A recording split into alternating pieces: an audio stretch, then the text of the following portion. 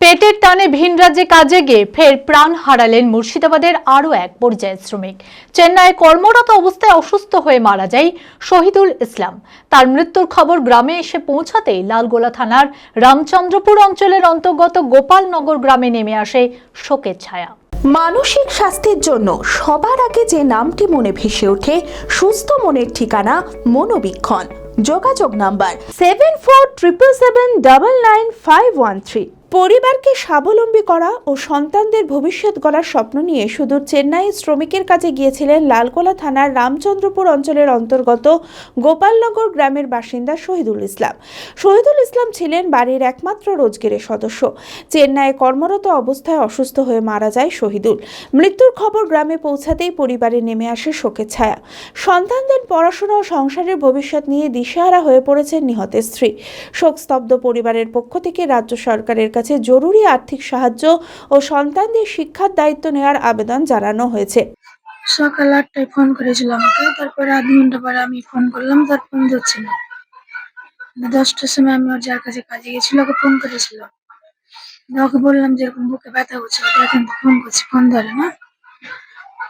যে দেখছে যে অজ্ঞানে পড়ে আছে। তারপরে আমাকে ফোন করলো 11টার সময়, বললো যে 11টার সময় ফোন করে বললো যে অজ্ঞানে পড়েছিল, আমি হসপিটাল নিয়ে যাচ্ছি। তারপরে তো খবর আছে 12টার সময় যে মারা গেছে। আমি তো অসহায়, আমার স্বামী ছাড়া তো কেউ ছিল না, আমার 2টা ছেলে মেয়ে। আমার ছেলে মেয়ে জানে কিছু করে সরকার, আমার কিছু নয়। মুর্শিদাবাদ জেলা পরিষদ সদস্য মোহাম্মদ তহিদুর রহমান বলেন, এই ঘটনা অত্যন্ত যন্ত্রণাদায়ক। রুটি রুজির জন্য মানুষকে বাইরে যেতে হয় কাজ করতে, কিন্তু প্রায় প্রতিদিন পরিযায়ী শ্রমিক নিহত হওয়ার ঘটনার খবর আসছে। আমরা খুবই মর্মাহত। সত্যি তাই। আপনারা দেখেছেন যে গত লাস্ট 1 বছর এবং আমরা 2025 পেরিয়ে 26-এ এসেছি, সেই নতুন বছরে সেটা একেবারে যেভাবে প্রতিনিয়ত প্রত্যেকটা জায়গায় পরিযায়ী শ্রমিকদের মৃত্যু ঘটছে, এটা আমাদের কাছে অত্যন্ত দুশ্চিন্তার বিষয়। কেননা প্রত্যেকটা মৃত্যুই যন্ত্রণাদায়ক, কিন্তু আমরা মনে করি যে একজন পরিযায়ী শ্রমিকের মৃত্যু সেটা নীরব সন্ত্রাস।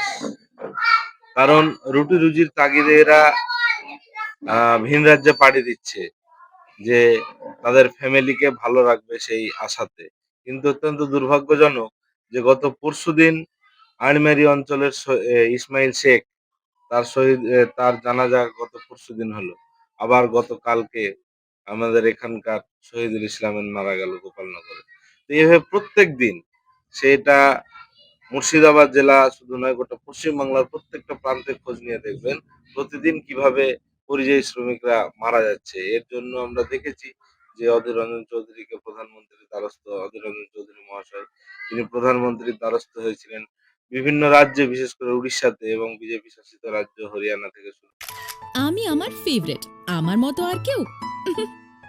চঞ্চলতা তার কথায় কথায় জীবনে মিশে রঙ ভরায়, চুপি সারে মনে সে সাদে সবাইকে পাগল করে, পাগল করে। আমারই মতো আমার নিচের পতাকা। पता का चा गजब का शाद,